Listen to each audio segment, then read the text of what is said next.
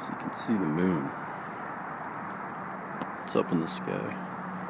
It's 11 o'clock right now. You look on the lake, you can see the light shimmering directly under it. Not on the sides, no over there. Just right on the lake. Right here in front of me too. Not on the sides, not anywhere else. Like a direct light that's a close source, just like you're holding a flashlight on top of the ground. The closer you get to the ground, the more concentrated and smaller the light gets. The further away you get, the wider the light gets and covers everything. So, if that moon is supposedly hundreds of thousands of miles away, why is the direct light right here? And even refracting right here, like nothing either side of me. You know, here's my feet. That's like 4 feet in front of me on the water, and it's the direct line of light from the moon that you see refracting on the water, right under it. So if you're pretty high in a plane right now and you're looking down on the water, you're going to see it. So you have to question, you have to ask yourself, you know, the true distance of it and how the light's projected. It's not a laser light, it's a light in the sky with its own given light. Same with the sun, it has its own given light. They tell you that that's reflected light off of the moon, or off of the sun onto the moon. And it's not. It's not. You can tell. Right now, with the way that moon is, see that shade over there? I can step out of this light, go into that shade, and the temperature in the shade, during the day, it's always cooler. At night, it's warmer. When you step out in the direct moonlight, once you've been in the shade for a bit, away from the moonlight, even if a building is like blocking the moon, and you don't see it, you stand in the shadow of that building, and then feel the air.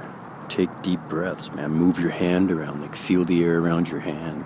Feel it as you're breathing it in your nose and out your mouth, or in your mouth, over your lips. You be consciously aware of the temperature around you. And once you're in it for a few minutes. And then just step out in the direct moonlight and let the moon shine on you. And once you do that, repeat it. Move your hands around, you know, take deep breaths, feel the temperature of it. You'll feel it's cooler. It's noticeable.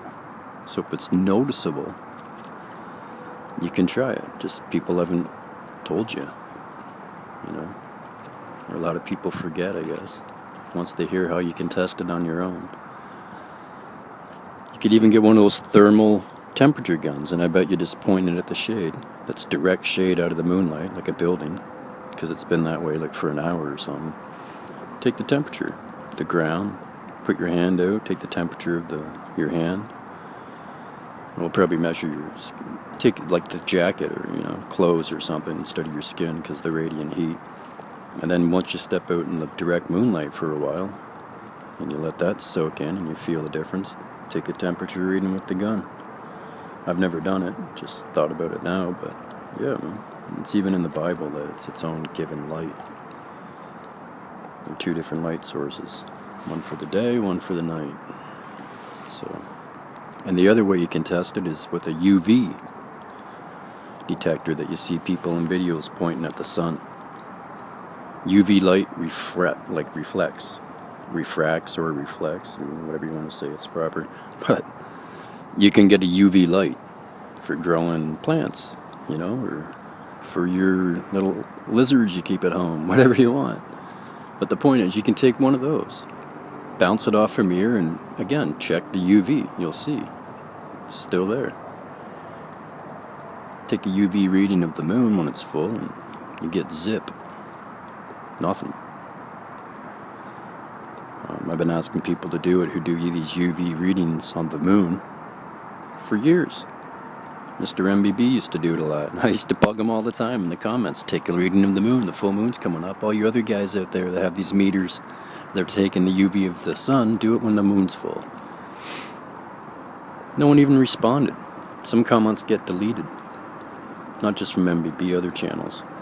Because I'm constantly saying it to them, and they never mention it. Because if they do, then they got to go against, the grain. And say, hey, wait a minute. If the sun's not reflecting the light, then it's giving its own light. And where have we heard that before? The only place you've heard it is in the Bible. And what are they doing right now? They're taking away Bibles. California's going to ban it all over the states. China has made it illegal to purchase anywhere online. You have to go to stores to buy them. Ask someone in China how easy it is to buy a Bible in a store. Or even find a store that sells them right now. Take them out of schools, take them out of hospitals, take them out of the workplace. Take it out of politics.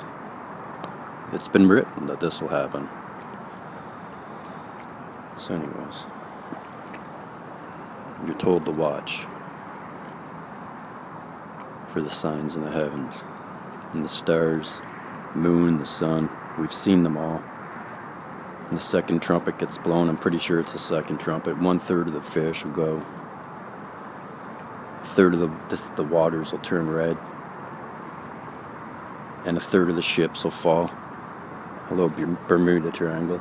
There's also one up here called the Marysville Vortex, up in Lake Ontario. Marysburg Vortex. And it's actually, when they've looked into it, it's bigger than the Bermuda Triangle for how many ships it's taken. I'm not saying that's the trumpet of the angel, but that's what's written. 1/3 of the waters will turn red, 1/3 of the fish, and 1/3 of the ships. So, a lot of people know that are paying attention and watching the signs, know what time we're in right now.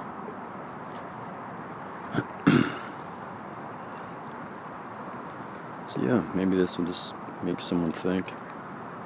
I don't have many subscribers, so I think there's like over 100 now, but even if 1 out of 100 gets it, I'm happy camper. Get outside, man, and just look and just be aware and ask questions like, how does this reflect? It's so close and centered if it's so far away. How do you explain that if you have telescopes and you've watched this thing since you were a kid, never seen planets before? Mars was never out. That was the first planet that popped up that they told us, oh, all of a sudden, yeah, you can see Mars in the sky all the time now. Don't worry about it, kids. Then all of a sudden it's Venus, and then it's Jupiter, and then blah, blah, blah. And yeah. Now we have a star that was in the east, a star that was in the west. The one that's in the west is a great big bright one. It's like orange. It's been there for years. And it's getting bigger. So if it's getting bigger, what does that tell you? It's getting closer. And years ago, people said that when wormwood, which is, and again in the Bible, a rock that will come, I think that is also, no, I can't confirm it. I know when the angel blows the second trumpet, a rock will fall in the sea, or a great something will fall in the sea. But yeah, that's not wormwood. Wormwood is the planet that's going to come. It's the destroyer. The Hopi Indians call it the Kachina Blue Star. But anyways, even the Simpsons did an episode where there's a big star in the sky, and then all of a sudden it gets bigger and bigger and bigger to the point where they realize, oh no, we're all screwed, right? You know what happens with them Simpson predictions, right? But that's the whole ball of wax. If it's getting closer, then that's why you would need a space program all of a sudden, drummed up quickly, and all these resources going missing and no one talking about it. All they want to do is stop what's written, that what will be done. If they can stop Revelations, they'll do it. If they can stop wormwood from coming and destroying the planet and giving them more time, they will do it. So it's really that simple. What's written, they don't want. Even the 10 Commandments. I just watched the channel, or I can't even remember, it's today, man. I heard someone saying you don't need the 10 Commandments, you just need something else, and it doesn't matter how righteous or how correct or how much of a religious person you are. When you start saying you don't need what you do need, you got to kind of give yourself, a double check. Because there's a lot of new age stuff going on right now, and that's exactly what they're doing. They're trying to teach that you are in control, you are the God, you have your own path, your own plan, and that's not right. You can try and change things and change what's written and change what's written for you and where you're supposed to be at certain times, but you always end up right back where you're supposed to be at the right times. And if you're aware of it, pay attention, and you hear what people tell you, it's like confirmation. When they're telling you, hey, you saved my life, or hey, you were there at the right time, or hey, you showed me God, or hey, you saved my marriage, or you showed me love, or whatever, right? That's how you know.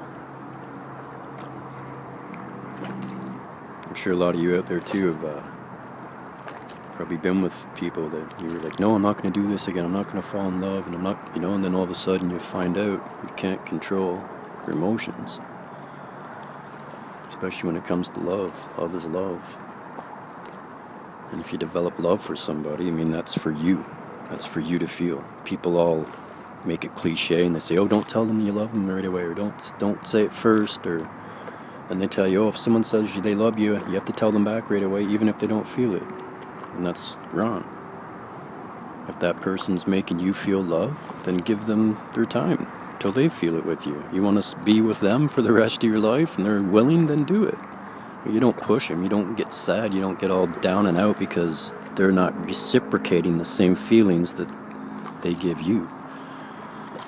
It's for you. It's not a selfish thing, but it is. That's what love is. It's for you to feel, you to experience, for it to change you and you to share with everybody. And each time you fall in love and feel love again, it just builds it. It makes you better off for the next person. Whether it's a lover, a friend, new family member. And people say love's different, but it's not. There's just different emotions with it. Lust is different. And that's what a lot of people are right now. In lust. And not in love. And that's why they'll listen to people that say, oh, you better leave him if he says he didn't say he loved you. It's been, what, a year? A year since you said you loved him and he hasn't said it back? Oh, he's not going to, you don't listen to that. What's that do? You leave the feeling that you just got from a person on earth that made you feel love and so happy, and you're going to, throw it away because they don't feel it back right yet? It might take that person 20 years to really feel it. You never know. It might take them, 2 years. That's the whole thing, man. There's a lot of cliches that go along with things that people actually listen to and do, and they let it interfere with love. And that's ego getting in the way of your mind and heart. If you don't listen to that and just go with how you feel and how you feel each day, if you're with someone who makes you feel like that, then be happy. And you're just even more happy when they actually do love you back and it's reciprocated. But a lot of people fake it now. And then it's like a lust thing, or it's like a business partner arrangement, Real love is divine, man. You can't hide it, folks. Not a lot of people feel it, unfortunately. Real love brings you back to God and shows you how everything alive is love, everything is creation. So, anyways, God bless you. Love you all.